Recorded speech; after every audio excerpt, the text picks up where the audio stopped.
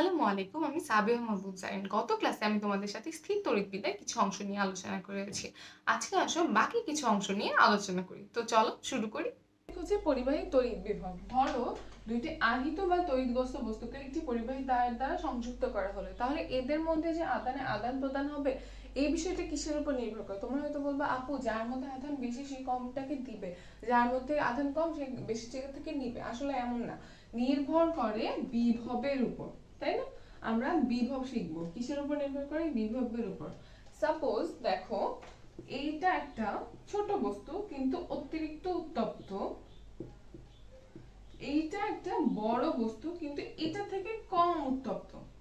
তখন এইখানে যদি আমরা একটা জিনিস দিয়ে সংযুক্ত করি তাহলে এখান থেকে এখানে তাপ কিভাবে যাবে? তাহলে বলবা যে বড় বস্তু কম বস্তুটা কম উত্তপ্ত বস্তুটা তো বড়, এখন কি হবে বলো? এখানে যে কি তাপের পরিমাণের উপর নির্ভর করবে? অবশ্যই না। কি করবে? ছোট বস্তু থেকে বড় বস্তুতে তাপ যাবে, ছোট বস্তু থেকে বড় বস্তুতে তাপ যাবে। কেন তাপ যাবে? এটা কিন্তু বড়, এটাতে কিন্তু তাপের পরিমাণ বেশি কিন্তু এটা কম উত্তপ্ত। তো যেটা বেশি উত্তপ্ত তার থেকে কম উত্তপ্ত যেটা, সেখানে কিন্তু আমার তাপমাত্রাটা যাচ্ছে, তাই না? তাপের প্রবাহটা কোন দিকে যাচ্ছে? বেশি বেশি উত্তপ্ত বস্তু থেকে কম উত্তপ্ত বস্তুতে। তারপরে তোমরা এই উদাহরণটা সবাই নিশ্চয়ই দেখে থাকো যে দুইটা নলকে যদি পরস্পরের সাথে যুক্ত করা হয় তখন এই যে পানির আদান প্রদানটা কিন্তু পানির পরিমাণের উপর নির্ভর করতেছে না, নির্ভর করতেছে উচ্চতার উপর। কিসের? নলের উচ্চতার উপর পানির আদান প্রদানটা নির্ভর করতেছে। সেম ভাবে আমরা যদি পরিবাহী আদান প্রদান চিন্তা করি তখন আমাদের নির্ভর করতেছে বিভবের উপর, নট আধানের পরিমাণের উপর। এখন বিভব বুঝতে হলে আমাদের দুইটা জিনিস বুঝতে হবে, একটা কি উচ্চ বিভব কি, আর একটা হচ্ছে নিম্ন বিভব কি। উচ্চ বিভব হচ্ছে যার ধনাত্মক আধান বেশি, আর নিম্ন বিভব হচ্ছে যার ধনাত্মক আধান কম। তার মানে উচ্চ বিভব হচ্ছে বেশি ধনাত্মক আধান, নট বেশি ঋণাত্মক আধান। নিম্ন বিভব হচ্ছে প্লাস চার্জ যার কম, তাই না? এখন একটা উদাহরণ আমি দেই, তোমরা তাহলে ক্লিয়ার হয়ে যাবা। ধরো এখানে 1 2 3 4 5টা আছে ধনাত্মক চার্জ, এখানে আছে 3টা। তাহলে কার ধনাত্মক আধান বেশি, কার ধনাত্মক আধান কম? এটার ধনাত্মক আধান বেশি, এটার ধনাত্মক আধান কম। তাহলে আমার এই যে আধানের আদান প্রদান কোন দিক থেকে হবে? উচ্চ বিভব থেকে নিম্ন বিভবের দিকে হবে। ধনাত্মক আধান উচ্চ বিভব থেকে নিম্ন বিভবের দিকে চলে। আর ধরো এখানে মাইনাস আছে কিন্তু অনেকগুলো, ধরো 10-12টা মাইনাস আধান আছে, তখন আমার আধানের আদান প্রদান কিভাবে হবে? দেখো যেখানে ধনাত্মক আধানে আহিত বস্তুটা আছে ওটার বিভব উচ্চ, আর ঋণাত্মক আধানে আহিত বস্তুটার বিভব নিম্ন। সো তুমি বলতে পারো যে যেখানে আধানের পরিমাণটা বেশি ওই সাইড থেকে তো আসবে, তার মানে নিম্ন বিভব থেকে কিন্তু উচ্চ বিভবে আসবে, কিন্তু আমাদের অ্যান্সারটা হবে উচ্চ বিভব থেকে নিম্ন বিভবে। ঋণাত্মক আধান, দুইটাই ঋণাত্মক আধান, কিন্তু এইখানে ঋণাত্মক আধানের পরিমাণটা বেশি, এইখানে ঋণাত্মক আধানের পরিমাণটা কম। তাহলে সেই ক্ষেত্রে তুমি ধরে নিতে পারো এইটা একটু কম ঋণাত্মক, এইটা অনেক বেশি ঋণাত্মক। তার মানে এইটার বিভবটা হচ্ছে উচ্চ হবে, এইটার বিভবটা কি হবে? নিম্ন হবে। এইটার বিভবটা কি হবে? নিম্ন হবে। কোন দিকে হবে? উচ্চ বিভব থেকে নিম্ন বিভবের দিকে হবে। কোন দিকে হবে? উচ্চ বিভব থেকে নিম্ন বিভবের দিকে হবে। এখন এইটা তো গেল। তাহলে আমরা বিভব মানে কি বুঝলাম? বিভব হচ্ছে একটা পরিবাহীর তাড়িতিক অবস্থা যা অন্য পরিবাহীর সাথে সংযুক্ত হলে পরিবাহীতে আধান দেবে কি না নেবে সেটা নির্ধারণ করে না, তাই না? তার মানে এই পরিবাহীটার একটা তাড়িতিক অবস্থা হচ্ছে বিভব, যা নির্ধারণ করে অন্য পরিবাহীর সাথে যদি সংযুক্ত হয় তাহলে পরিবাহীটা আধান দেবে না নেবে, তাই তো? এখন ধরো তোমাকে একটা এক্সাম্পল দেই, পরীক্ষার হলে এই কোশ্চেনটা সবচেয়ে ইম্পর্টেন্ট। পৃথিবীর বিভব কত? লাইক তুমি এখন বলবা পৃথিবীটা সবসময় স্থির অবস্থায় থাকে, পৃথিবী তো কাউকে বিকর্ষণ করে না, আকর্ষণ করে না। আচ্ছা ঠিক আছে, পৃথিবীর বিভব তো ধনাত্মক কি বলা যায় না? পৃথিবীর বিভব হচ্ছে শূন্য, পৃথিবীর বিভব হচ্ছে শূন্য। কেন? ধরো এটা পৃথিবী, তাহলে এখানে যে চার্জগুলো আছে তুমি কি দেখতে পারতেছো? না। তুমি যদি এখানে কোনো বস্তুকে ধনাত্মক বস্তু আনো, তারা কি করবে? পৃথিবী থেকে ইলেকট্রন নিয়ে নিজে নিস্তড়িত হয়ে যাবে। তুমি যদি এখানে কোনো ঋণাত্মক বস্তু আনো, সে কি করবে? এখান থেকে ধনাত্মক আধান নিয়ে নিজে নিস্তড়িত হয়ে যাবে। সমুদ্র তো সবাই চেনো, সমুদ্র থেকে যদি আমি পানি তুলি, তুমি বলবে 1 লিটার পানি তুললাম, সমুদ্রে 1 লিটার পানি কমে গেছে। আসলে কি কমে? কমে না। সেম ভাবে পৃথিবীতে তুমি যত ধনাত্মক আধান দাও সেটা ঋণাত্মক আধান গ্রহণ করে নিস্তড়িত হয়ে যাবে, ঋণাত্মক আধান ধনাত্মক আধান গ্রহণ করে নিস্তড়িত হয়ে যাবে। তার মানে পৃথিবীর বিভব কি সব সময় নিউট্রাল, মানে শূন্য থাকতেছে, তাই না? পৃথিবীর বিভব কি থাকতেছে? শূন্য থাকতেছে। আর এই যে পৃথিবীর এই যে আদান আদান প্রদানের যে ব্যাপারটা, এটা কিন্তু প্রতিনিয়ত মানে কন্টিনিউয়াসলি ঘটতেছে, প্রতিনিয়ত আধান দিতেছে, প্রতিনিয়ত আধান নিতেছে, ফলে লাস্ট বেশ গিয়ে কিন্তু পৃথিবীর বিভব শূন্যই থাকতে। আমি তোমাদের সাথে তড়িৎ ক্ষেত্র নিয়ে আলোচনা করছিলাম। তড়িৎ ক্ষেত্র কি বলতো?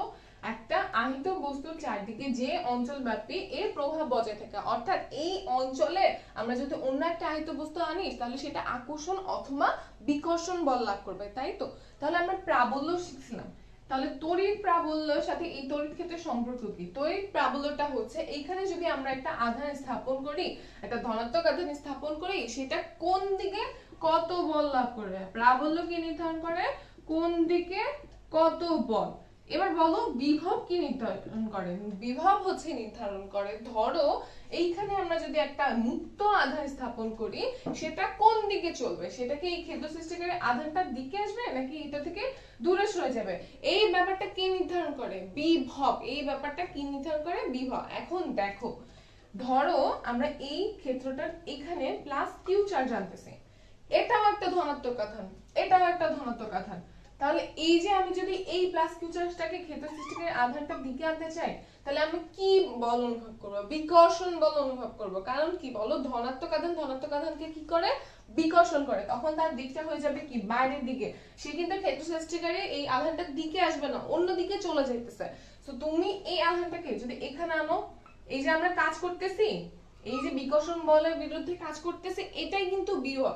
এইখানে যদি আনো, এখান থেকে এখানে আনতে আরো কষ্ট হবে, কারণ তখন তারা আরো কাছাকাছি থাকবে, তখন তোমার আরো কষ্ট হবে, বিকর্ষণ বলের বিরুদ্ধে কাজ করতে হবে আরো বেশি। তখন কি হবে? এটা থেকে এখানে বেশি বিভব হবে, তাই না? উচ্চ বিভব হবে। তার মানে যত কাছে আনবা বিভবের পরিমাণ তত বাড়বে, যত কাছে আনবা বিভবের পরিমাণ তত বাড়বে, তোমার তত বেশি কাজ করতে হবে, তোমার তত বেশি কষ্ট করতে হবে, এই জন্য বিভবের পরিমাণটা কি হবে? বেশি হবে। কিন্তু সাপোজ এইখানে একটা ঋণাত্মক আধান আছে, ঠিক আছে? এই ক্ষেত্র সৃষ্টিকারী আধানটা ধরো ঋণাত্মক। এখন তুমি এই প্লাস কিউ চার্জকে যদি এখানে আনতে চাও, তখন তোমার কি কম কাজ করতে হবে, তাই না? তখন তারা কি করবে? পরস্পর আকর্ষণ করবে। সো তোমার কাজটা কি হবে বলো? কাজটা কম হবে। সো তখন তোমার কি হবে বলো, আমাকে বলো? তখন কিন্তু সে উচ্চ বিভব থেকে নিম্ন বিভবের দিকে আসতেছে, যেটা নরমাল কাজ আধান করে সেটাই সে করতেছে। সো আমরা তাহলে এখানে বিভবের সংজ্ঞা কি লিখতে পারি? অসীম, ধরো এখান থেকে না, অসীম থেকে প্রতি একক ধনাত্মক আধানকে তড়িৎ ক্ষেত্রে কোন বিন্দুতে আনতে, তড়িৎ ক্ষেত্রে কোন বিন্দুতে আনতে সম্পূর্ণ কাজের পরিমাণকে, আমার কিন্তু এখানে ধনাত্মক আধানের দিকে আনতে বিকর্ষণ বিরুদ্ধে কাজ করতে আসতেছে, আবার যখন এখানে ঋণাত্মক আধান এখানে ধনাত্মক আধান ছিল, তখন কিন্তু আকর্ষণ বলটা কাজ করতেছে। সো এই যে সম্পূর্ণ কাজের পরিমাণটাকে ওই বিন্দুর কি বলে? বিভব পার্থক্য বলে। তার মানে এই পয়েন্টে আমি একটা বিভব পার্থক্য পাবো, এই পয়েন্টে আমি আরেকটা বিভব পার্থক্য পাবো। তার মানে ধরো এখানে ধনাত্মক আধান আছে, এখানে ধনাত্মক আধান আছে, তখন আমার যে কাজটা করতে হবে, তখন বিভবের যে আদান প্রদানটা হবে, তখন সেটা হবে উচ্চ বিভব থেকে নিম্ন বিভবের দিকে। কিন্তু যদি এখানে ঋণাত্মক আধান আসে, তখন এই ঋণাত্মক আধানটা কোন দিকে চলবে বলো? ঋণাত্মক আধান কিন্তু ধনাত্মক আধানের দিকে নিম্ন বিভব থেকে উচ্চ বিভবে চলে, নিম্ন বিভব থেকে উচ্চ বিভবে চলে। তাহলে আমি বিভবের সংজ্ঞা বলতে পারি যে অসীম থেকে প্রতি একক ধনাত্মক আধানকে তড়িৎ ক্ষেত্রে কোনো বিন্দুতে আনতে সম্পূর্ণ কাজের পরিমাণটাকে আমরা কি বলবো? ওই বিন্দুর বিভব পার্থক্য বলবো। সো আমাদের কিন্তু সংজ্ঞা আর সূত্র একসাথে মনে থেকে গেল, আমাদের কিন্তু আলাদা করে পড়তে হচ্ছে না। এখন আমি দেখো, এই যে আমি বললাম কিউ ধরলাম 1, কাজও ধরলাম 1, তাহলে বিভব পাবো 1 ভোল্ট, তাই না? দেখো, কাজের একক জুল আর এটার একক কুলম, মানে চার্জের একক কুলম। তাহলে আমরা এটাকে কি বলতে পারি? অসীম থেকে প্রতি 1 কুলম ধনাত্মক আধানকে তড়িৎ ক্ষেত্রে কোনো বিন্দুতে আনতে সম্পূর্ণ কাজের পরিমাণ 1 জুল হলে ওই বিন্দুর বিভব কত? 1 ভোল্ট। ওই বিন্দুর বিভব কত? 1 ভোল্ট। তার মানে 1 ভোল্ট = 1 জুল পার কুলম। বিভব হচ্ছে কি বলো? বিভবটা আসলে কি বলো? এই যে একক ধনাত্মক আধানটা ধরলাম, এটা কাজের পরিমাণটাই তো বিভব, তাই না? বিভব তাহলে কি? নির্দিষ্ট পরিমাণ কাজের পরিমাণ। নির্দিষ্ট কাজের পরিমাণ। ঠিক আছে, এখন ধরো আমি বললাম এই বিন্দুতে একটা বিভব পার্থক্য পাবো, এই বিন্দুতে একটা বিভব পার্থক্য পাবো। সাপোজ এই বিন্দুর বিভব পার্থক্য এ বি এ, এই বিন্দুর বিভব পার্থক্য ভি বি। তাহলে এই বিন্দুর বিভব পার্থক্য ভি এ বলতে কি বুঝাইছে, আমি কিন্তু সূত্র তোমাদেরকে শিখিয়ে দিলাম। তাহলে সূত্র থেকে আমাকে সংজ্ঞা বলো যে অসীম থেকে প্রতি একক ধনাত্মক আধানকে তড়িৎ ক্ষেত্রের এ বিন্দুতে আনতে আমার সম্পূর্ণ কাজের পরিমাণ ভি এ, সম্পূর্ণ কাজের পরিমাণ কি ভি এ, একক ধনাত্মক আধান হইলে সম্পূর্ণ কাজের পরিমাণ কি ভি এ। সেম ভাবে বি বিন্দুর ক্ষেত্রে আমি কি বলতে পারি, অসীম থেকে 1 কুলম্ব ধনাত্মক আধানকে তড়িৎ ক্ষেত্রে বি বিন্দুতে আনতে আমার সম্পূর্ণ কাজের পরিমাণ কি ভি বি। তাহলে বি বিন্দু থেকে এ বিন্দুতে, এটা ধরো আর দূরত্ব, বি বিন্দু থেকে এ বিন্দুতে আমার যদি প্রতি একক ধনাত্মক আধানকে আমি আনতে চাই, তখন ওই দুই বিন্দুতে কাজের পরিমাণ কি হবে বলো, ওই দুই বিন্দুর বিভব পার্থক্য হবে, ওই দুই বিন্দুর বিভব পার্থক্য হবে। তার মানে আমি বি বিন্দু থেকে যদি এ বিন্দুতে একক ধনাত্মক আধান আনতে চাই, তখন আমার সম্পূর্ণ কাজের পরিমাণ হচ্ছে ওই দুই বিন্দুর বিভব পার্থক্য, রাইট? ঠিক আছে, এখন আমি যদি বললাম, আমি তো একক ধনাত্মক আধানের কথা বললাম, আমি যদি বলি প্লাস কিউ ধনাত্মক আধানকে আমি বি থেকে এতে আনতে চাই, তখন আমার সম্পূর্ণ কাজের পরিমাণ কি? দেখো, যে সূত্রের জায়গায় তুমি কি বসাবা, এটা শিখাইছি আমি তাই একটু আগে। সো আমি এখানে W বাই কিউ সেম থাকবে, জাস্ট ভি এর জায়গায় বিভব পার্থক্যটা লিখবো, W by q is equal to v a minus v b, v a minus v b. তার মানে প্রতি একক ধনাত্মক আধানকে তড়িৎ ক্ষেত্রের এক বিন্দু থেকে অপর বিন্দুতে আনতে সম্পূর্ণ কাজের পরিমাণ ওই দুই বিন্দুর বিভব পার্থক্য। এই একটা জিনিস দিয়ে আমি তোমাদের সবকিছু বুঝাবো। ধরো এই দুইটা বিন্দুর বিভব পার্থক্য 1 ভোল্ট, কি এই দুইটা বিন্দুর বিভব পার্থক্য 1 ভোল্ট। এবার আমি কি করব, এই বিন্দু থেকে এই বিন্দুতে একটা ইলেকট্রনকে গতিশীল করতে যাচ্ছি, এর ফলে যে গতিশক্তিটা অর্জিত হবে সেটা কত বলো, সেটা হচ্ছে 1 ইলেকট্রন ভোল্ট। কাজ বা শক্তির একটা একক হচ্ছে 1 ইলেকট্রন ভোল্ট, মানে ইলেকট্রন ভোল্টটা কিন্তু একটা কাজ বা শক্তির একক। ঠিক আছে, এখন দেখো আমি বললাম যে আমি এই দুইটা বিন্দুর বিভব পার্থক্য যদি 1 ভোল্ট হয়, 1 ভোল্ট হয়, তাই তো? তার মানে এই বিন্দু থেকে এই বিন্দুতে, মানে এই বিন্দু থেকে 1 ভোল্ট বিভব পার্থক্য ধরলাম, এটার বিভব হচ্ছে 1 ভোল্ট। এই বিন্দু থেকে এই বিন্দু 1 ভোল্ট বিভব পার্থক্য এই বিন্দুতে একটা ইলেকট্রন সরাইতে আমাদের যে পরিমাণ কাজ করতে হয় তা হচ্ছে 1 ইলেকট্রন ভোল্ট। সো আমি এখানে যে সূত্রটা তোমাদেরকে শিখালাম যে W = Q VA - VB, right? তাহলে আমি বললাম বিভব পার্থক্য কত, 1 ভোল্ট। আর এই যে Q, এটা তো একটা ইলেকট্রন সরাবো, তাহলে ইলেকট্রনের চার্জটাই তো এখানে মুখ্য বিষয়। আর একটা ইলেকট্রনের চার্জ কত বলো, 1.6 × 10⁻⁻19 কুলম্ব, রাইট? তাহলে দেখো এই যে এখান থেকে আমরা কি পাচ্ছি বলো, 19 কুলম্বটা লিখতেছি। একটু আগে আমি যে W বাই Q = V শিখালাম, এখানে আমি W এর একক কত বলছি বলো, W এর একক বলছিলাম জুল আর Q এর একক কুলম্ব। সো 1 ভোল্টের জায়গায় 1 জুল পার কুলম্ব লেখা যায় না? সো আমরা লিখি 1 জুল পার 1 কুলম্ব। তাহলে এটা আর এই এককটা কেটে যাচ্ছে, আমাদের তাহলে বের হচ্ছে কি 1.6 × 10⁻⁻19 জুল, 1.6 × 10⁻⁻19 জুল। এখন এটা তো আমরা পেলাম 1 ইলেকট্রন ভোল্ট = কত, এই যে ইলেকট্রন ভোল্টে এটাকে আমরা মেগা ইলেকট্রোভোল্টও লিখতে পারি। কি লিখতে পারি, মেগা ইলেকট্রোভোল্ট। যদি আমরা এটাকে 10⁶ দিয়ে গুণ করি, 1 ইলেকট্রন ভোল্টকে আমরা যদি 10⁶ দিয়ে গুণ করি, আমরা কি পাবো, 1 মেগা ইলেকট্রন ভোল্ট। তাহলে দেখো এখানে লিখলাম 1 মেগা ইলেকট্রোভোল্ট, তাই না? তাহলে আমি এই পুরোটাকে 10⁶ দিয়ে গুণ করব, 1.6 × 10⁻⁻19 × 10⁶ জুল, তাই তো? তখন আমার কত আসে বলো, তখন আমার আসে 1.6 × 10⁻⁻13 joule. VA - VB = W by Q, right?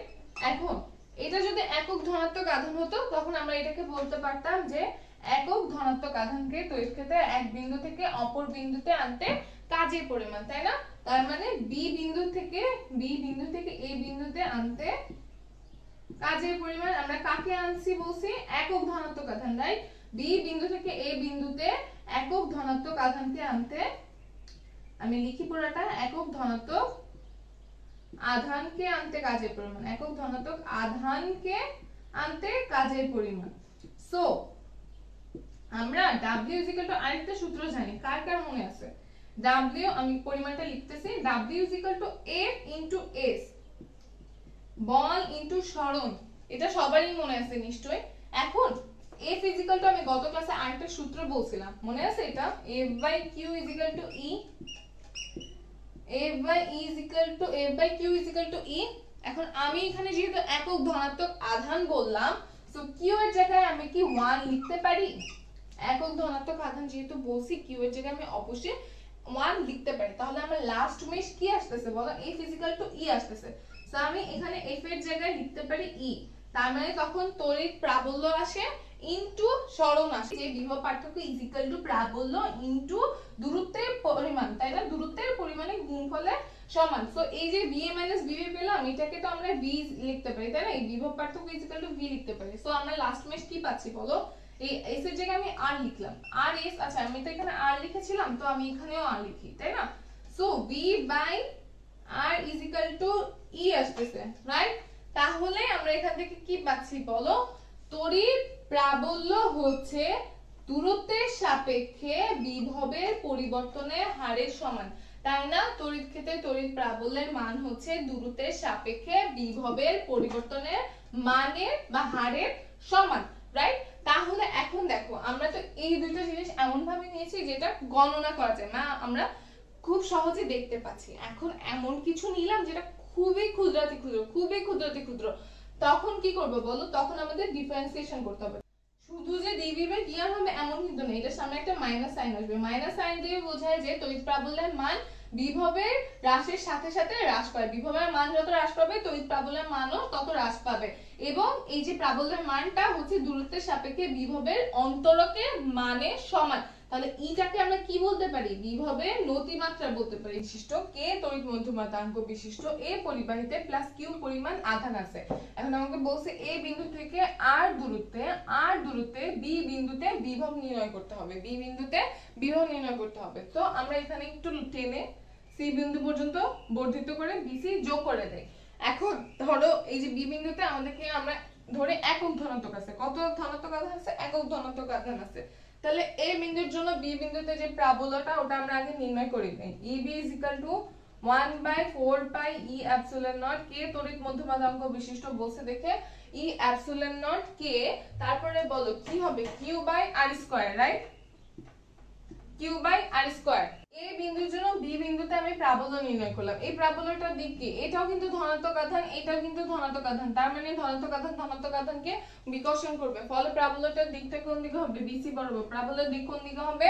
BC বরাবর, রাইট? তারপরে আমাদের কাজ কি বলো? এখন এই আমরা যদি এই কাজটা করি, যে এই যে B বিন্দুটা আছে এখান থেকে ক্ষুদ্রাতি ক্ষুদ্র dr দূরত্বে সরায়, মানে আমাদের কিন্তু দিকটা এইদিকে, কিন্তু আমরা আনতেছি কোন দিকে? এইদিকে। সো আমাদের কি করতে হচ্ছে? বিকর্ষণ বলের বিরুদ্ধে কাজ করতে হইতেছে। এখন আমরা এই জন্য যে বিভবটা আছে ওটা নির্ণয় করব। তার মানে আমরা কি নির্ণয় করব? এই একক ধনাত্মক আধানকে এই বিন্দুর দিকে B এ বরাবর ক্ষুদ্রাতি ক্ষুদ্র dr দূরত্বে সরিয়ে এই যে D বিন্দুতে আনতে আমাদের সম্পূর্ণ কাজের পরিমাণটা আমরা এখন নির্ণয় করব। সেটা কিন্তু বিভব পার্থক্যের সমান, তাই না? এই দুইটার বিভব পার্থক্যের সমান। এখন এটা যেহেতু ক্ষুদ্রাতি ক্ষুদ্র দূরত্ব, তাহলে বিভব পার্থক্যটাও ক্ষুদ্রাতি ক্ষুদ্র হবে, বিভব পার্থক্য হবে। তাহলে এই বিভব পার্থক্যের মান হচ্ছে একক ধনাত্মক আধানের উপর ক্রিয়াশীল বল, একক ধনাত্মক আধানের উপর ক্রিয়াশীল বল, ঠিক আছে? আর দেখো লিখি ক্রিয়াশীল বল ইনটু বলের দিকে সরণের উপাংশ। সো ওটা আমি লিখলাম না, সো আমি এটা লিখি একক ধনাত্মক আধানের উপর ক্রিয়াশীল বল। একটু আগে আমি দেখালাম যে F/Q হলে একক ধনাত্মক আধান বলছে, তাহলে E F হয়, তাই না? E F হয়, তাহলে E ইনটু বলের দিকে সরণের উপাংশ dr into cos 180 degree.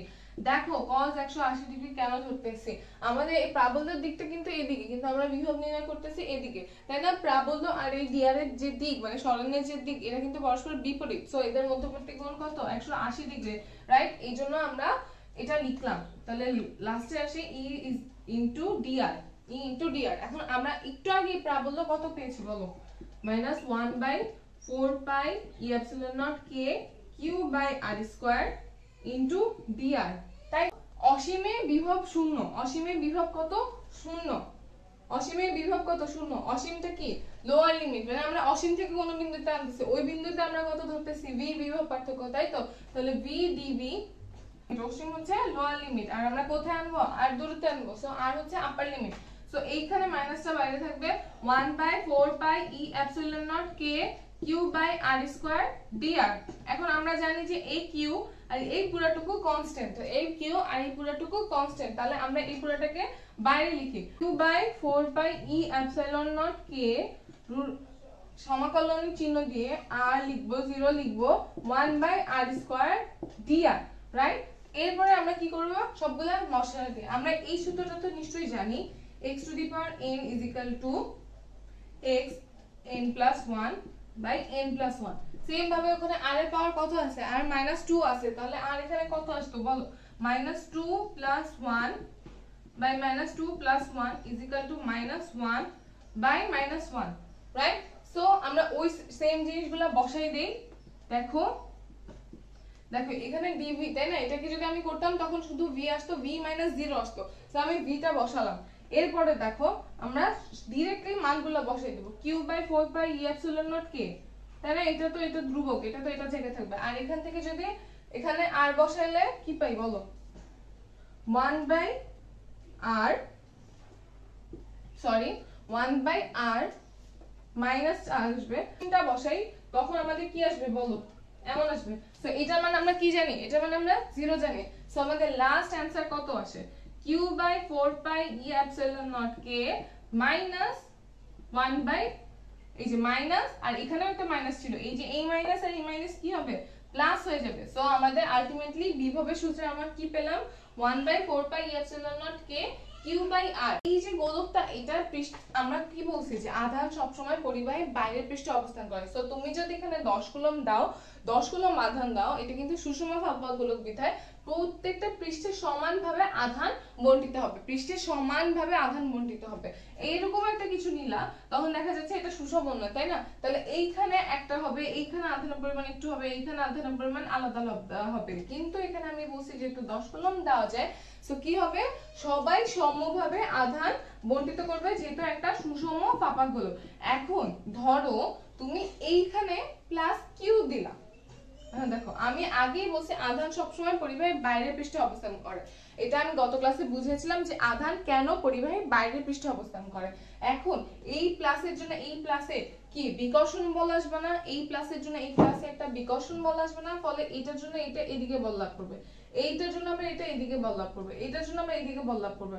So প্রত্যেকের জন্য যখন আলাদা আলাদা বিকর্ষণ বল লাভ করবে তখন সেটা কি হয়ে যায়, ধরো তোমাকে সবাই চারদিক থেকে সেম বলে টানতেছে, তুমি কিন্তু স্থিরই থাকতেছো, ফলে গোলকের কেন্দ্রে কি হবে বলো, বিভবটা সেমই থাকতেছে। বিভব বলছি কি তড়িৎ প্রাবল্য মানে কোন দিকে কত বল লাভ করবে। সো এই যে কেন্দ্রে প্রাবল্যটা আমার কি হচ্ছে, প্রাবল্যটা আমার শূন্য হয়ে যাচ্ছে। আচ্ছা ধরো তুমি বললো আমি কেন্দ্র রাখবো না, আমি এখানে রাখবো, তখন কি হবে, এই যে কাছের প্লাসগুলো এগুলাকে কি আরো বেশি বলে বিকর্ষণ করবে না, আরো বেশি বলে বিকর্ষণ করবে না, তখন এরা যতই কম করুক, কাছের গুলা যেভাবে বিকর্ষণ করবে দূরের গুলা একটু কম করবে, কিন্তু কাছের গুলা তো ওইটা পোষায় নিতেছে।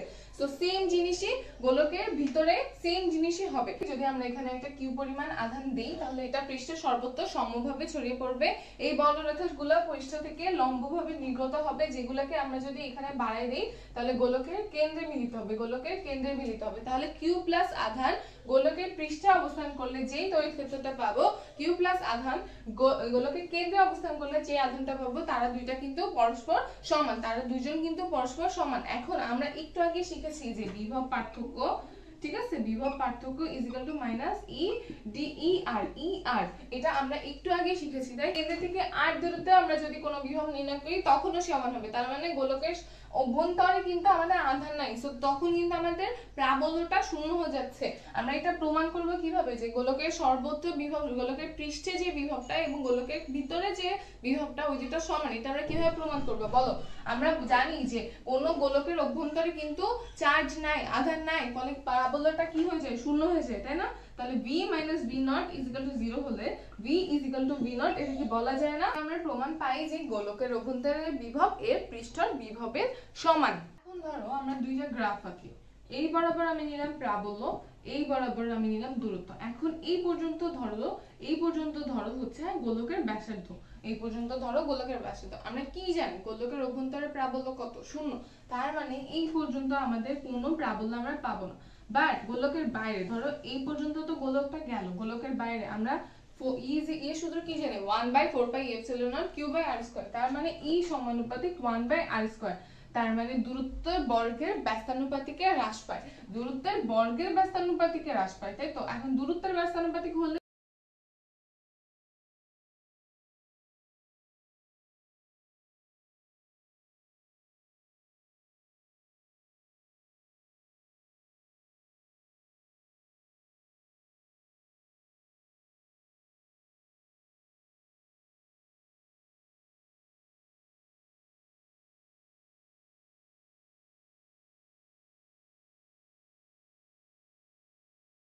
কিন্তু এই পর্যন্ত পুরো বিভবটা সেম। তাহলে আমরা কি করব বলো, এই পর্যন্ত লিখলাম, দাগ দিলাম, এরপরে কি, এরপরে আমরা বিভব সূত্র থেকে জানি কি 1/r, বিভব সমানুপাতিক 1/r। তার মানে এটাও কি ব্যস্তানুপাতিকে হ্রাস পায়। তখন আমাদের কি হবে বলো, তখন আমাদের এইভাবে হবে, গ্রাফটা কি হবে, এইভাবে হবে। তার মানে আমাদের সেম গ্রাফটাই আসবে, জাস্ট দেখো এইখানে এইটুকু সমান থাকতো গোলকের ক্ষেত্রে, আর গোলকের বাইরে ব্যস্তানুপাতিকে বিভব হ্রাস পাবে, ব্যস্তানুপাতিকে বিভব হ্রাস পাবে। আমাদের নেক্সট কোশ্চেন হচ্ছে সমবিভব তল কি? সমবিভব তল হচ্ছে যে তলে প্রত্যেক বিন্দুতে বিভব সমান, যে তলে প্রত্যেক বিন্দুতে বিভব সমান। আচ্ছা, এখানে তো কোনো বিভব সর্বত্রই সমান, সো এখানে কিন্তু আমাদের কোনো তড়িৎ প্রবাহিত হচ্ছে না, কারণ এখানে উচ্চ বিভব থেকে নিম্ন বিভবে যাচ্ছে না, কারণ সর্বত্রই কিন্তু বিভব সমান। সো ধরো এরকম কিছু থাকলো, তাহলে এই বিন্দু থেকে এই বিন্দুতে আমরা যদি আধান ট্রান্সফার করতে যাই আমাদের তাহলে কিন্তু কোনো কাজ করতে হয় না। অর্থাৎ সমবিভব তলে আমরা যদি এক বিন্দু থেকে অপর বিন্দুতে আধান স্থানান্তর করি আমাদের কোনো কাজ হবে না, অর্থাৎ এখানে কোনো তড়িৎ প্রবাহিত হবে না। মেইন পয়েন্ট হচ্ছে সর্বত্র বিভব সমান, তড়িৎ প্রবাহিত হবে না, এক বিন্দু থেকে অপর বিন্দুতে আধান স্থানান্তর করতে এখানে কোনো কাজ সম্পন্ন হবে না। ম্যাথ করি, এখানে বলছে কোন তড়িৎ ক্ষেত্রে প্রাবল্য কত হলে একটি ইলেকট্রন তার ওজনের সমান বল অনুভব করে। সো আমাদের মেইন পয়েন্টগুলো টার্গেট করতে হবে, প্রাবল্য আর ওজন। সো ওজনের সূত্র কে কে জানে? সবাই জানে। প্রাবল্য সূত্র আমরা কি জানি, F/Q = E, তাই না? তাহলে আমরা এটাকে লিখি, আচ্ছা F/Q = E, তাই তো? এখন এখানে দেখো F আর ওজনের সাথে F, E এর সাথে তো ওজনের কোনো ডাইরেক্টলি কানেকশন নাই, তাহলে আমাদের দেখতে হবে কার সাথে কানেকশন আছে। আমরা জানি F এর জায়গায় যদি mg লিখি তাহলে কিন্তু ওজনের সমান যে বলটা ওটা আমরা বের করতে পারতেছি, তাই না? তাহলে F এর জায়গায় লিখো mg/q = E। এখন ইলেকট্রনের ভর কে কে জানে? ইলেকট্রনের ভর সবাই জানে যে 9.1 × 10⁻31, 9.1 × 10⁻31। আর ইলেকট্রনের চার্জ কে কে জানে? সবাই জানে 1.6 × 10⁻19 কুলম্ব। আর জি এর মান কে না জানে? 9.8। তাহলে এই তিনটা মান যদি আমরা বসাই দিই তাহলে আমরা কি পাবো? প্রাবল্য পাবো। এটা কেন সমান হচ্ছে আগে আমাদের মেইন পয়েন্টগুলো বুঝতে হবে প্রশ্নের, যে প্রশ্নের মেইন পয়েন্ট কি, একটা হচ্ছে প্রাবল্য, একটা হচ্ছে ওজনের সমান বল। সো আমরা যখন সূত্রটা লিখবো, লেখার পরে আমাদের প্রশ্নের সাথে সূত্রের কোথায় কানেকশন আছে এইটা বুঝে তাহলে আমাদের ম্যাথগুলো ইজিলি করা যাবে। কোশ্চেন হচ্ছে 12 সেন্টিমিটার এবং 8 সেন্টিমিটার ব্যাসার্ধের দুইটা ধাতব ফলকে, ধরলাম এইটা 12 সেন্টিমিটার, এইটা 8 সেন্টিমিটার। এখন বলছি যে এই ধাতব গোলককে একটা পরিবাহী তার দ্বারা যুক্ত করা হয়েছে, এর ফলে যে কোনো আকৃতিতে যদি 10⁻⁴ কুলম্ব চার্জ প্রদান করা হয়। সো তুমি ধরো এইটাতে 10⁻⁴ কুলম্ব চার্জ দিল, শুধু এইটাতে কি শুধু চার্জিত হবে না, এই চার্জের প্রভাব কিন্তু এই গোলকটাও চার্জিত হবে, যেহেতু এটা একটা পরিবাহী তার দিয়ে যুক্ত, তার মানে একটার প্রভাবে আরেকটাও চার্জিত হবে। এখন আমাদেরকে বলছে সম্মিলিত ব্যবস্থাটির সাধারণ বিভব কত। দেখো এই চার্জটা কিন্তু দুইটাতে কমন, তাই না? তাহলে আমরা যদি v1 v2 লিখতাম তখন দেখো 1/4πε0 q। আচ্ছা এবার আমাকে বলো দূরত্ব কত। দেখো তুমি বলবা যে এইটাতে যেহেতু চার্জ দিয়েছেন তাহলে এইটা ব্যাসার্ধটাই নেয়, এটা পৃষ্ঠের বিভবটাই তো এটাতে যাচ্ছে, বাট বিভবটা কিন্তু এই দুইটার ব্যাসার্ধের যোগফল হবে। কি হবে? এই দুইটার ব্যাসার্ধের যোগফল হবে। তার মানে r এর জায়গায় আমরা কিন্তু লিখবো 12 + 8। এরপর এটা আমরা জানি যে 9 × 10⁹, q এর মান তো দেওয়া আছে 10⁻⁴, আর r এর মান কত হবে 20 হবে। 12 + 8 সেন্টিমিটারে, যেটা মিটার করে নিবা পরে 10⁻² দিয়ে। ঠিক আছে? এটা কেন হয়? r এর মান 12 + 8 হবে কারণ এইটা চার্জের ফলে কিন্তু এটাও চার্জিত হবে। সো মোট যে ব্যাসার্ধটা, দুইটা মোট যে ব্যাসার্ধটা ওটাই কিন্তু r এর মান আসবে। এরপর বাকি ক্যালকুলেশন করলে আমাদের ম্যাথের অ্যানসারটা বের হয়ে যাবে। বলছে যে বর্গক্ষেত্রের এই বিন্দুতে এই পরিমাণ আধান আছে, বি বিন্দুতে এই পরিমাণ আধান আছে, সি বিন্দুতে এই পরিমাণ আধান আছে। সো তোমাকে এখন বলছে যে ডি বিন্দুতে কত আধান স্থাপন করলে, ডি বিন্দুতে কত আধান স্থাপন করলে বর্গক্ষেত্রের কেন্দ্রের বিভব 0 হবে। তার মানে ডি বিন্দুতে কত আধান স্থাপন করলে বর্গক্ষেত্রের কেন্দ্রের এই যে কেন্দ্র, এই কেন্দ্রের বিভবটা 0 হবে। এখন বর্গক্ষেত্রের কেন্দ্রের বিভবটা আমাদেরকে কত বলছে? 0 বলছে, রাইট? তাহলে আমরা এই যে ডিফারেন্ট বিন্দুর জন্য কেন্দ্রের বিভবটা আমরা নির্ণয় করব। দেখো মানে আমাদের এই বিন্দু থেকে এই বিন্দু যে দূরত্বটা, বিভবের ক্ষেত্রে এই দূরত্বটাকে কাউন্ট করতে হবে। এখন দেখো এটা যেহেতু বর্গক্ষেত্র, সো প্রত্যেক কোণা থেকে এই যে কেন্দ্র পর্যন্ত যে দূরত্বটা ওটা কিন্তু সবসময় সেম আসবে। ধরলাম দূরত্বটা r, মানে প্রত্যেক কোণা থেকে কেন্দ্র পর্যন্ত দূরত্ব r। এখন বিভবের ক্ষেত্রে আমরা দেখো একাধিক বিভবের ক্ষেত্রে আমরা কি করি? একাধিক বিন্দুর জন্য এক পয়েন্ট, একাধিক বিন্দুর জন্য আমরা এক পয়েন্টে বিভব নির্ণয় করতেছি। তো সবগুলোকে আমরা যোগ করে দেই, v1 + v2 + v3 + v4। তার মানে একাধিক বিন্দুর জন্য যদি বিভব নির্ণয় করতে যাই আমাদের সবগুলো কি করতে হবে? 0 যোগ করতে হবে। এবং আমাদের প্রশ্নে যেহেতু বলা আছে যে কেন্দ্রের বিভব 0 হবে, সো আমরা 0 ধরতেছি, কেন্দ্র পর্যন্ত দূরত্ব ধরতেছি, এজন্য এটা কেন্দ্রের বিভব, তাই তো? তাহলে আমরা এখান থেকে সবগুলো থেকে কি কমন নিতে পারি? 1/4πε0। আর দেখো ব্যাসার্ধ কিন্তু সরি কেন্দ্র পর্যন্ত দূরত্ব যেটা ওটা কিন্তু সব ক্ষেত্রে সেম, তাহলে 1/8টাও কমন নিতে পারি। দেন দেখো q1 + q2 + q3 + q4, তাই না? তাহলে সবকিছু কমন নেওয়ার পর এখানে যেহেতু 0 আছে এগুলোকে আমি কি করব? এই সাইডে ট্রান্সফার করে দিব, এগুলো কিন্তু 0 হয়ে যাবে। তাহলে আমার লাস্ট মেশ কি থাকে? q1 + q2 + q3 + q4, তাই তো? তাহলে আমরা এখান থেকে q4 এর মান কত পেতে পারি বলো? q4 = -q1 + q2 + q3। দেন তুমি জাস্ট এই মানগুলো যদি, এই চার্জের মানগুলো যদি বসায় দাও তাহলে তোমার ডি বিন্দুতে কত পরিমাণ চার্জ বসালে তুমি কেন্দ্রের বিভবটা 0 পাবা এটা বের করতে পারবা। ইজি না? এটা হচ্ছে একাধিক বিন্দুর জন্য বিভব নির্ণয় করার সূত্র। তোমাকে বলছে যে 0.12 মিটার ব্যাসার্ধে একটা গোলকের পরিবাহী পৃষ্ঠে তোমাকে কিউ পরিমাণ চার্জ দিয়েছো। এবার তোমার প্রশ্ন হচ্ছে গোলকের কেন্দ্র হতে 0.5 মিটার দূরে এবং 0.03 মিটার দূরে তোমাকে বিভব আর প্রাবল্য নির্ণয় করতে বলছে। এখন এই যে 0.5 মিটারটা আছে এটা 0.12 মিটার থেকে কত বেশি, তার মানে কি তোমাকে বাইরে অবস্থানিত একটা বিন্দুতে ধরলাম এইটুকু 0.5 মিটার, এই দূরত্বে তোমাকে বিভব আর প্রাবল্য নির্ণয় করতে বলছে। এখন আমরা জানি যে বাইরে কিন্তু বিভব এবং প্রাবল্য দুইটাই থাকে, সো তখন আমাদের কাজ কি? বিভবের ক্ষেত্রে জাস্ট 1/4πε0 q বাই 0.5 মিটার, এটা হচ্ছে বিভব আসবে। আর প্রাবল্য কি আসবে? 1/4πε0 q বাই 0.5 হোল স্কয়ার, তাই তো? এটা তো খুবই নরমাল, এটা সিম্পল উপায়ে চলে গেল।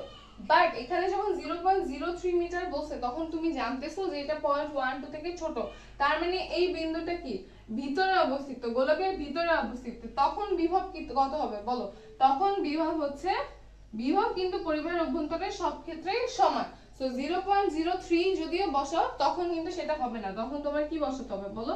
তখন 0.12 যেটা সেটা বসাতে হবে, 0.12 যেটা সেটা বসাতে হবে, ঠিক আছে। তুমি কিন্তু জানো যে গোলকের পরিবাহীর পৃষ্ঠের সর্বত্র গোলকের অভ্যন্তরের বিভবের সমান, গোলকের অভ্যন্তরের সর্বত্র বিভব সমান। তো যে ব্যাসার্ধটা আছে তোমার কিন্তু সেটা নিতে হবে। তুমি যদি গোলকের অভ্যন্তরে কোনো বিন্দু দেখো তখন তোমার কিন্তু আরেক জায়গায় ব্যাসার্ধ নিতে হবে। গোলকের অভ্যন্তরে কোনো বিন্দু থাকলে আরেক জায়গায় তোমার ব্যাসার্ধ নিতে হবে। আর যদি প্রাবল্য বলে, এটা তো অভ্যন্তরে, তুমি জানো যে গোলকের অভ্যন্তরে কোনো আধান বা চার্জ থাকতে পারে না, তাহলে প্রাবল্য কত আসবে? 0 আসবে। গোলকের অভ্যন্তরে কোনো আধান বা চার্জ থাকতে পারে না, সেই জন্য প্রাবল্য কি আসবে? 0 আসবে।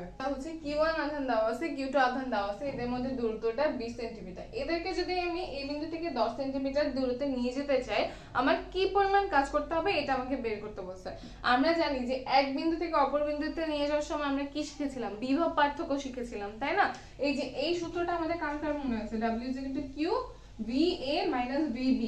সেম ভাবে আমাদের এইখান থেকে এই পয়েন্টের জন্য একটা বিভব পার্থক্য বের করতে হবে এবং এইখান থেকে এই পয়েন্টের জন্য আমাদের আরেকটা বিভব পার্থক্য বের করতে হবে। তাহলে আমরা জানি যে ধরো এ বিন্দুর জন্য এই বিন্দুতে যে চার্জটা আছে এইটার জন্য এই পয়েন্টে একবার চার্জ বের করব, এই বিন্দুর জন্য এই পয়েন্টে একবার চার্জ বের করব। তাহলে আমরা ফার্স্টে 10 সেন্টিমিটারের জন্য বের করি 1/4πe epsilon naught Q1 না, আর হচ্ছে 10 × 10 - 2 মিটারের জন্য, আর হচ্ছে এই পয়েন্টের জন্য তো বের করলাম, এবার এই পয়েন্টের জন্য বের করব। দেখো 1/4πe epsilon naught Q1 20 × 10 - 2। তাহলে আমি কি করলাম? আমাকে যেই পয়েন্টের জন্য বের করতে বলা হয়েছে আমি ওই দুই পয়েন্টের ক্ষেত্রে বের করে ফেললাম। এবার দেখো এইটা ধরলাম C, এইটা ধরলাম B। আমি কি করব? BC তে একবার মানে C বিন্দুতে একবার নিলাম, B বিন্দুতে একবার নিলাম। এবার B বিন্দু থেকে একক ধনাত্মক চার্জকে C বিন্দুতে নিতে যে কৃত কাজ হয় সেটা কিন্তু B ও C বিন্দুর বিভব পার্থক্য। 10 সেন্টিমিটারের জন্য একটা পেলাম, 20 সেন্টিমিটারের জন্য একটা পেলাম। এই বিন্দু থেকে আমি যদি চার্জ স্থানান্তর করতে চাই, এবার B বিন্দু থেকে যদি আমি একক ধনাত্মক চার্জকে C বিন্দুতে আনতে চাই, তাহলে আমার যে বিভব পার্থক্যটা কাজ করবে ওটা কি বলো? BC - BB। কারণ আমি B বিন্দু থেকে C বিন্দুতে আনতে চাইছি, তাহলে BC - BB হচ্ছে আমার এখানে মেইন বিভব পার্থক্য, রাইট? এবার এই সূত্র দেখো আমি বিভব পার্থক্য পেয়ে গেছি। এবার কিউ চার্জটা কত হবে? কিউ চার্জটা কত হবে আমাকে বলো, কিউ চার্জটা কত হবে? এখন কিন্তু আমি এই যে Q2 চার্জটাকে B বিন্দু থেকে C বিন্দুতে আনবো, তাই না? আমার Q1 চার্জের কাজ শেষ, আমি এবার Q2 চার্জটাকে B বিন্দু থেকে C বিন্দুতে আনবো। তাহলে আমার সূত্র কি হবে? W এইখানে Q এর জায়গায় Q2 বসবে, আর এই যে দুইটা বিভব পার্থক্য পেলাম এটা এখানে বসাই দিব, ঠিক আছে? বিন্দুতে চার্জ দেওয়া আছে, B বিন্দুতে চার্জ দেওয়া আছে, C বিন্দুতে চার্জ দেওয়া আছে, তোমাকে বলছে D বিন্দুতে বিভব নির্ণয় করো। সো এটার জন্য আমি একটা শর্টকাট শিখাই দিই। দেখো বিভব মানে কি? এই বিন্দু থেকে এই বিন্দুর দূরত্ব না, বিভবের ক্ষেত্রে তো চার্জের মানটা তো তুমি জানতেছো। আরেকটা জিনিস তোমার জানার দরকার, সেটা হচ্ছে দূরত্ব। তাহলে A থেকে D এর দূরত্বটা তো এই যে বাহুর দৈর্ঘ্য আছে, বাহুর দৈর্ঘ্য সমান। C থেকে D এর দূরত্ব কিন্তু বাহুর দৈর্ঘ্য সমান, কিন্তু B থেকে D এর দূরত্ব কত বল? B থেকে যে D এর দূরত্ব এটা কিন্তু একটা বর্গক্ষেত্র, তাই না? বর্গক্ষেত্রে আমরা কি জানি যে BD square AD square AB square, right? তাহলে এখান থেকে আমরা কি পাবো? দেখো BD স্কয়ার তো আমরা জানি না, AD স্কয়ার মান জানি A স্কয়ার, AB স্কয়ার মান জানি A স্কয়ার, তাহলে এখান থেকে 2A স্কয়ার পাচ্ছি। আর BD স্কয়ার মান কত আসে? তাহলে BD স্কয়ারের মান আসে 2A স্কয়ার, যেখান থেকে আমরা BD করলে √2A পাবো, √2A পাবো। তো সো আমাদের এখন কাজ কি? আমাদের এখন কাজ হচ্ছে এই যে আমরা একটু আগে দেখাইছি যে বিভিন্ন বিন্দুতে যদি বিভব পার্থক্য নির্ণয় করতে বলে তখন আমাদের সবগুলা বিভব যোগ করতে হয়, তাই না? তাহলে V1 + V2 + V3 = কত আসবে বলো? আসবে 1/4πe epsilon naught ফার্স্টে Q1/A, রাইট? তারপরে Q2, দেখো এটা তো Q1 গেল, এবার Q2 এর ক্ষেত্রে আমাদের দূরত্ব কত বলো? √2A, আর Q3 এর ক্ষেত্রে কিন্তু দূরত্ব A। সো এইখান এই তিনটা যদি আমরা যোগ করি তাহলে কিন্তু আমরা D বিন্দুতে যে বিভবটা পাবো ওটা পেয়ে যাব, তাই না? তাহলে আমাদের মেইন শর্টকাটটা কি? যদি তোমার এখানে তিন বিন্দুতে চার্জ দেওয়া থাকে, বলে অপর বিন্দুতে বিভব নির্ণয় করো, তখন তোমার শর্টকাট হচ্ছে অপর বিন্দুতে ডাইরেক্ট বিভব এভাবে বসাই দিবা যে Q1 1/A এটা বসাবা, Q1/1 Q2/√2 + Q3/1 তাহলে তোমার শর্টকাট গেল এইটা, শর্টকাট গেল এইটা। মানে তোমার যদি 3 বিন্দুতে বিভব দেওয়া, 3 বিন্দুতে চার্জ দেওয়া থাকে এবং অপর বিন্দুতে বিভব নির্ণয় করতে বলে, তখন তোমরা এই শর্টকাটটা ইউজ করবে। নেক্সট শর্টকাট হচ্ছে একটা সমবাহু ত্রিভুজ দেওয়া আছে যেখানে বলছে এই দুই পয়েন্টে চার্জের মান সমান এবং অপর বিন্দুতে তোমার বিভব নির্ণয় করতে বলছে, তখন তোমার যে শর্টকাটটা অ্যাপ্লাই করতে হবে এটা হচ্ছে 1/4πε0 চার্জটা তো এই যে এই দুই বিন্দুর ক্ষেত্রে সেম, চার্জ ইনটু √3 বাই বাহুর দৈর্ঘ্য। দেখো সমবাহু ত্রিভুজের ক্ষেত্রে কিন্তু বাহুর দৈর্ঘ্য সেম হয়। সো তোমাকে যদি বলে যে সমবাহু ত্রিভুজের দুই বাহুর চার্জ সমান অপর বিন্দুতে বিভব নির্ণয় করো, তখন তোমার শর্টকাট হচ্ছে 1/4πε0 ইনটু চার্জ ইনটু √3 বাই বাহুর দৈর্ঘ্য। মান দেওয়া আছে 3, কিউ এর মান দেওয়া আছে 3, তাহলে আর বাহুর দৈর্ঘ্য হচ্ছে 2। সো তোমার অ্যানসার কত আসবে বলো? 9 × 10⁹, চার্জের মান 3 √3 বাই বাহুর দৈর্ঘ্য কত দেওয়া আছে 2। শেষ, তোমার অপর বিন্দুতে বিভব নির্ণয় করার টেকনিক শেষ। কোন বিন্দুতে বিভব দেওয়া আছে প্রাবল্য নির্ণয় করতে। আচ্ছা, এই সূত্রটা কার কার মনে আছে? (dv/dr) (dv/dr) এটা তো মনে আছে। তার মানে প্রাবল্য হচ্ছে বিভবের নতিমাত্রা, তাই না? তাহলে প্রাবল্য বের করার ক্ষেত্রে আমরা কি করব জানো? শুধুমাত্র এই যে সহগগুলো আছে সহগগুলো স্কয়ার লিখব আর রুট করে দিব, যে মানটা পাবো ওটাই কিন্তু আমাদের প্রাবল্যের মান বের হয়ে যাবে। তার মানে যদি বিভবের এরকম কোন আকার দেওয়া থাকে প্রাবল্য নির্ণয় করতে বলে, আমরা শুধু সহগগুলার স্কয়ার করে যোগ করে রুট করে দিব, আমাদের প্রাবল্যের মানটা বের হয়ে যাবে। আমাকে বলছে যে 50 সেন্টিমিটার দূরত্বে অবস্থিত দুইটি বিন্দুর বিভব পার্থক্য যদি 200 ভোল্ট হয় তাহলে এদের তড়িৎ প্রাবল্য নির্ণয় করে। এই সূত্রটা আমাদের কার কার মনে আছে? E = V/D। জাস্ট আমরা কি করব, ভোল্টের মান তো জানি তাই না, বিভবের মান জানি, জাস্ট বিভবের মানটা বসাবো আর দূরত্বের মানটা মিটারে বসাই দিব, যেই মানটা আসবে ওটাই আমাদের প্রাবল্যের মান। আমাদের নেক্সট টপিক হচ্ছে দ্বিমেরু, তড়িৎ দ্বিমেরু কি? আচ্ছা দেখো, একজোড়া সমান, একজোড়া কি বলছি আমি? সমান, তার মানে দুইটা চার্জই কি সমান হতে হবে। একজোড়া সমান কিন্তু বিপরীতধর্মী, বিপরীতধর্মী মানে একটা যদি প্লাস হয় এবং অপরটা যদি মাইনাস হয়, তাই না? তাহলে এরা সমান কিন্তু বিপরীতধর্মী অল্প দূরত্বে অবস্থিত থাকলে এদেরকে বলে তড়িৎ দ্বিমেরু, এদেরকে বলে তড়িৎ দ্বিমেরু। তাহলে তড়িৎ দ্বিমেরু সংজ্ঞা কি বলো? দুইটা পয়েন্ট মনে রাখবা, একজোড়া সমান কিন্তু বিপরীতধর্মী আধান পরস্পর অল্প দূরত্বে অবস্থিত থাকলে তাদেরকে তড়িৎ দ্বিমেরু বলি। যেমন দেখো পানি, অ্যামোনিয়া, ক্লোরোফর্ম, এই যে এগুলোর ধনাত্মক ও ঋণাত্মক আধানের কেন্দ্র কিন্তু কখনো সমভাবে বণ্টিত হয় না। যে ধনাত্মক এবং ঋণাত্মক আধানের মধ্য দিয়ে যে সরলরেখাটা আছে এটাকে বলে তড়িৎ দ্বিমেরুর অক্ষ, এবং এই যে দূরত্বটা এটাকে আমরা ধরবো 2L, 2L এটাকে কি ধরবো? 2L। তড়িৎ দ্বিমেরুর যে সবলতা এটা আমরা কি দিয়ে নির্ণয় করব বলো? আমরা নির্ণয় করব দ্বিমেরু ভ্রামক দিয়ে, দ্বিমেরু ভ্রামক দিয়ে। এবার আমাকে বলো তড়িৎ দ্বিমেরু ভ্রামকটাকে, আমরা তো একজোড়া সমান আধান নিছি, রাইট? তাহলে সমান আধানের যে কোনো একটা আধান আমি নিলাম, এই আধানের সাথে এই যে দূরত্ব কত? 2L নোক, এবং এই যে দ্বিমেরু ভ্রামকটা পেলাম, এটা দিক কোন দিকে? ঋণাত্মক আধান থেকে সবসময় ধনাত্মক আধানের দিকে, ঋণাত্মক আধান থেকে সবসময় ধনাত্মক আধানের দিকে, মানে এই বরাবর। তড়িৎ দ্বিমেরুর অক্ষের উপর কোন বিন্দুতে আমরা তড়িৎ প্রাবল্য নির্ণয় করব? আচ্ছা সাপোজ এ বিন্দু এটা, বি বিন্দু এটা, এখানে -q আছে। আচ্ছা দেখো, তড়িৎ দ্বিমেরুর সংজ্ঞাতেই আছে যে একজোড়া সমান কিন্তু বিপরীতধর্মী। সো আমি একবার মাইনাস নিলাম, তাহলে আরেকবার আমার কি নিতে হবে? এটা। তাহলে তড়িৎ দ্বিমেরুর অক্ষের উপর মধ্য বিন্দুতে, তাই না? তড়িৎ দ্বিমেরুর অক্ষের উপর মধ্য বিন্দুতে, বিন্দু থেকে r দূরত্বে, মধ্য বিন্দু থেকে কত দূরত্বে? r দূরত্বে। এই ধরো r দূরত্ব হচ্ছে এই পর্যন্ত গেল, ঠিক আছে? এই পুরো দূরত্বটা হচ্ছে r।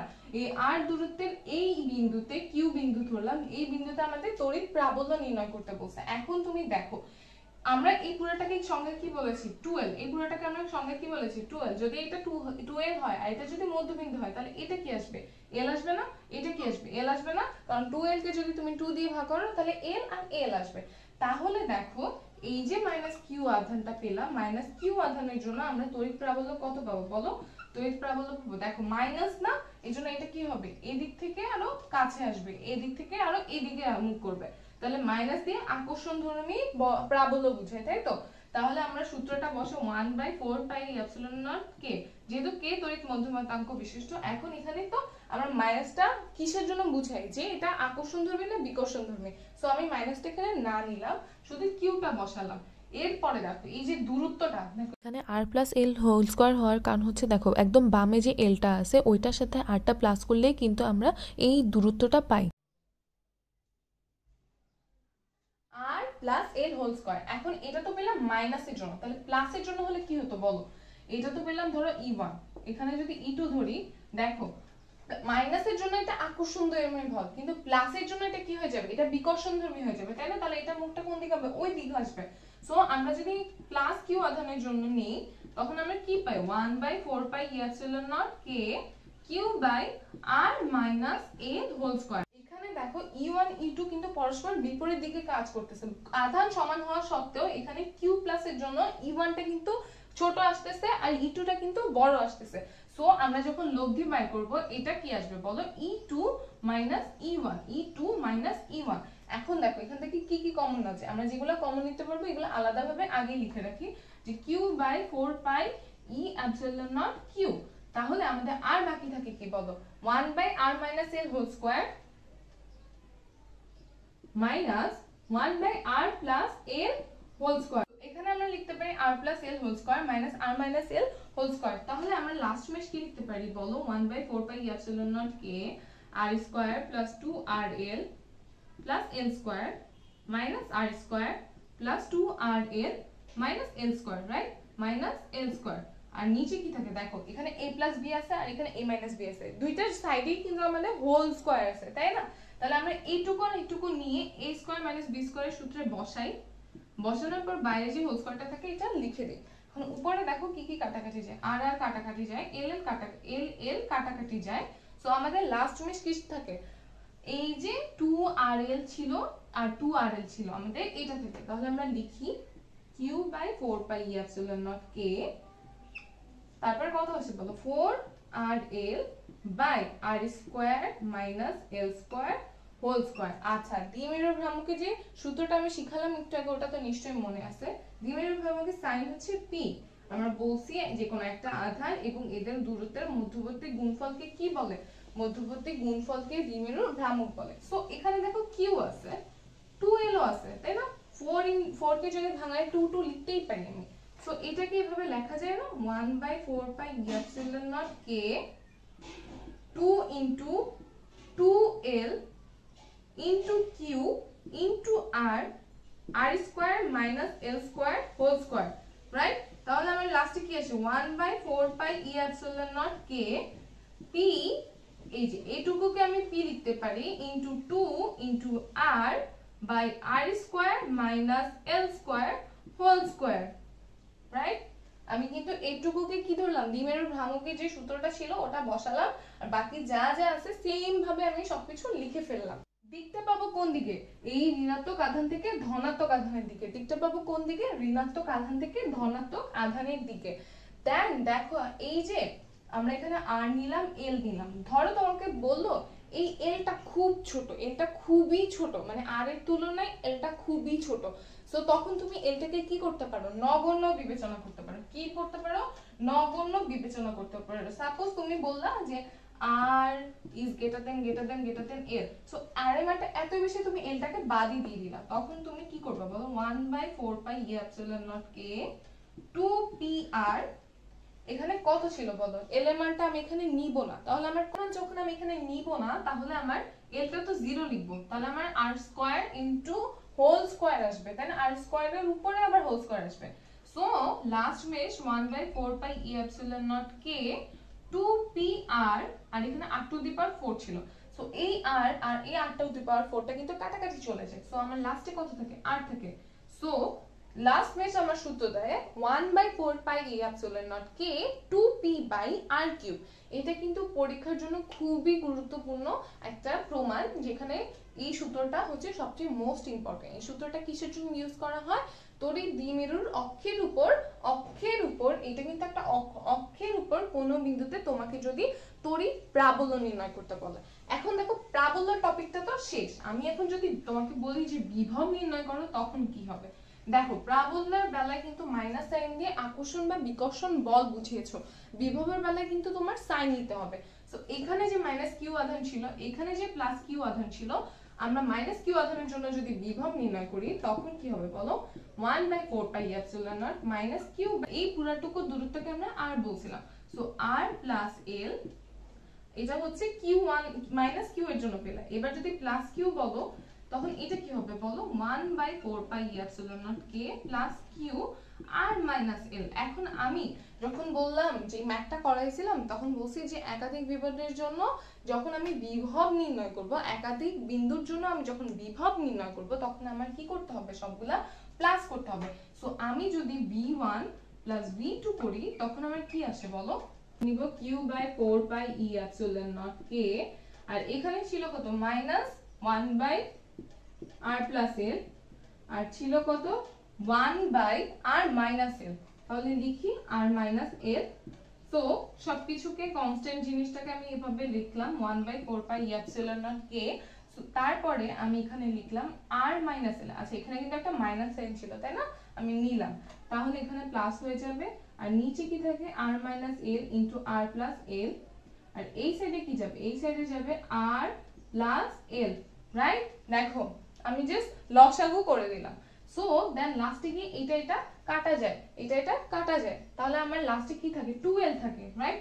তাহলে আমি লিখি q/4πε0 কে 2l, আর দেখো এখানে a - b * a + b, so এটাও আমি লিখবো r² - l², right.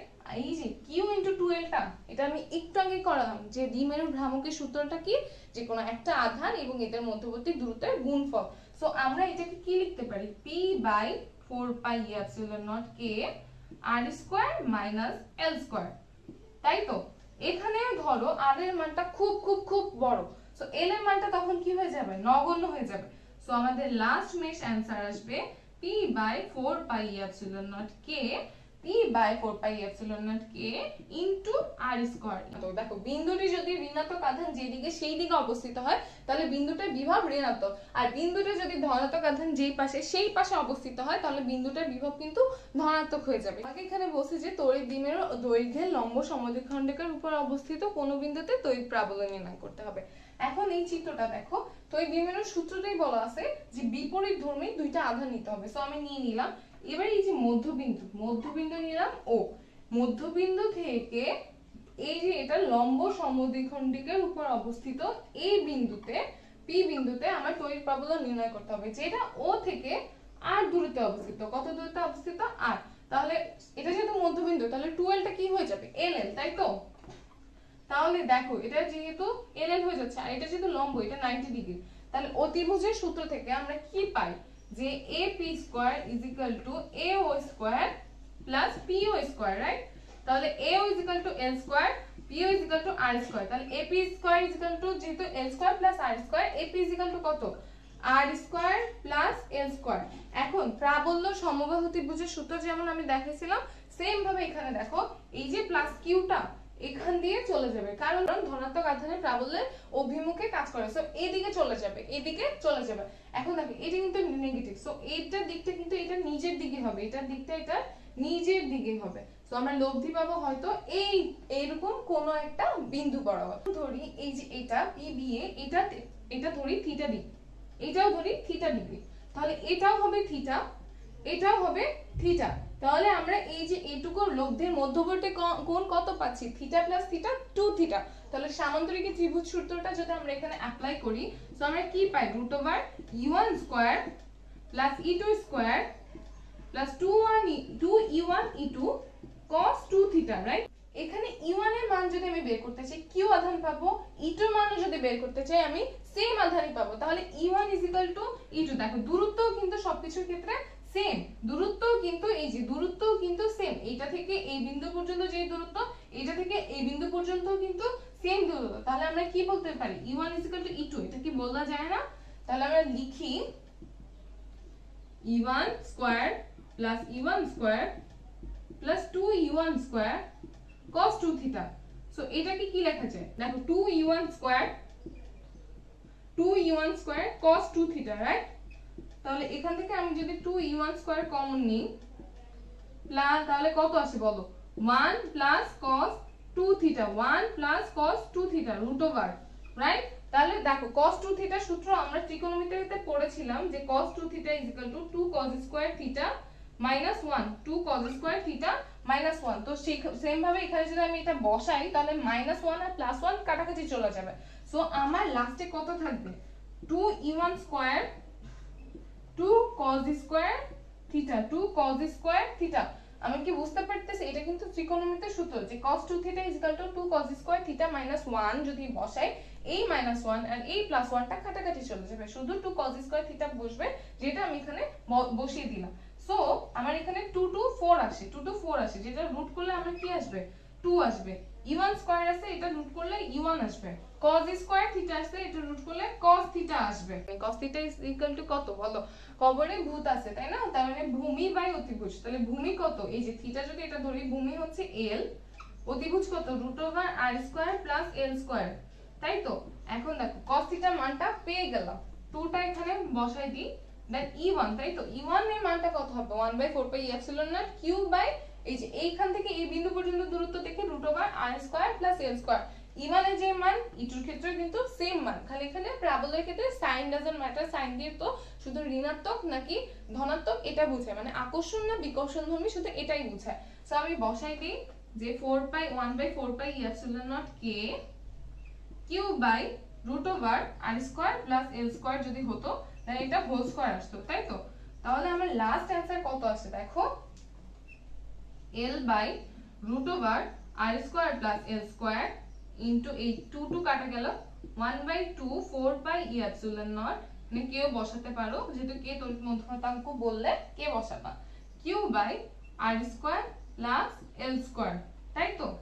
r² + l² এর পাওয়ার হাফ আছে, এখানে 1 আছে। সো 1 + হাফ যদি আমি যোগ করি তাহলে আমার কত আসে 3/2 আসে। তাহলে আমার লাস্টে যদি আমি এটা লিখতে চাই এভাবে লিখতে পারি r² + হোল² এর পাওয়ার 3/2 আসবে, যেখানে এটা আমি মুছে দিলাম।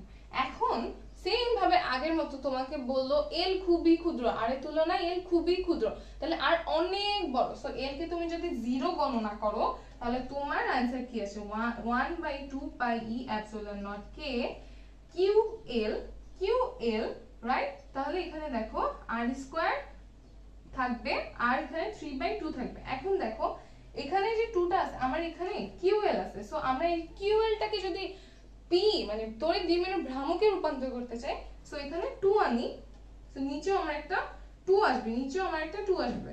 সো আমি কি করব দেখো, আমি লিখলাম 1/4πε0 k, এই 2ql টাকে আমি p তে লিখব, আর r² এর পাওয়ার যে আমি পেলাম 3/2, এই 2টা কাটা যায়, তাহলে আমার থাকে কত r কিউব, ঠিক আছে। এইটাই হচ্ছে সমীকরণ, এটাই